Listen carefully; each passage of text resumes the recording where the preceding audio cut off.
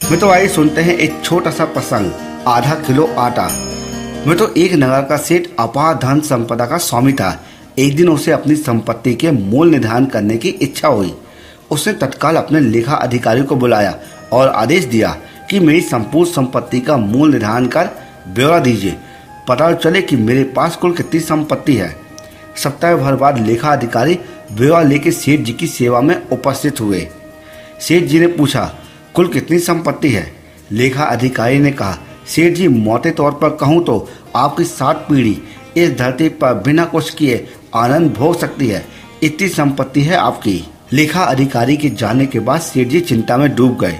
तो क्या मेरी 8वीं पीढ़ी भूखी मरेगी? वो रात दिन चिंता में रहने लगे और तनावग्रस्त रहते हुए भूख प्यास मर चुकी थी। सेठानी द्वारा बार बार पूछने पर भी उन्होंने जवाब नहीं दिया। सेठानी से हाल देखा नहीं गया।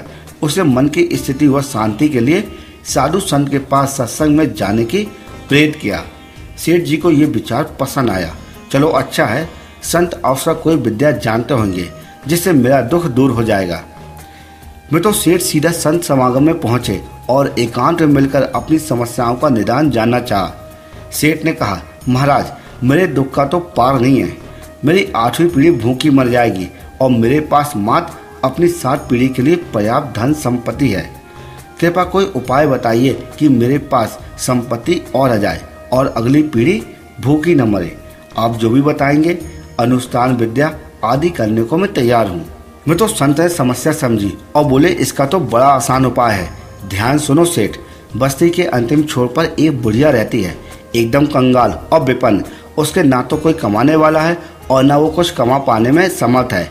उसे आधा किलो आटा दान दे दो। अगर वो दान स्वीकार कर लेती है तो इतना पुण्य उपार्जित हो जाएगा कि तुम्हारी समस्त मनोकामना पूर्ण हो जाएगी।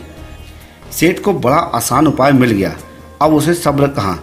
घर पहुंचा और सेवक के साथ कुंटल भर आटा लेकर पहुंच गया बुढ़िया के झोपड़े पर। सेठ ने कहा, माताजी मैं आपके लिए आटा लाया हूँ, इसे स्वीकार कर लीजिए। मैं तो बूढ़ी माँ ने कहा, बेटा आटा तो मेरे पास है, मुझे नहीं चाहिए। सेठ ने कहा, फिर भी रख लीजिए। बूढ़ी माँ ने कहा, क्या करूँगी रखकर, मुझे नहीं चाहिए। सेठ ने कहा, अच्छा कोई बात नहीं, कुंटल भर नहीं चाहिए तो आधा किलो आटा ही रख लीजिए। बूढ़ी माँ ने कहा, बेटा आज के खाने के लिए जरूरी आधा किलो आटा पहले से मेरे पास है, मुझे अतिरिक्त नहीं चाहिए। सेठ ने कहा, तो फिर कल के लिए रख लीजिए। बूढ़ी माँ ने कहा, बेटा कल की चिंता मैं आज क्यों करूं? जैसे हमेशा प्रबंध होता आ रहा है कल भी प्रबंध हो जाएगा। बूढ़ी माँ ने लेने से साफ साफ इनकार कर दिया। मैं तो सेठ की आंखें खुल चुकी थी। एक गरीब बुढ़िया जो कल के भोजन की चिंता नहीं कर रही है। मेरे पास अथाह धन संपत्ति होते हुए भी मैं 8वीं पीढ़ी की चिंता में घुल रहा हूँ। मेरी चिंता का कारण अभाव नहीं, तृष्णा है। वाकई में तृष्णा कोई अंत नहीं है।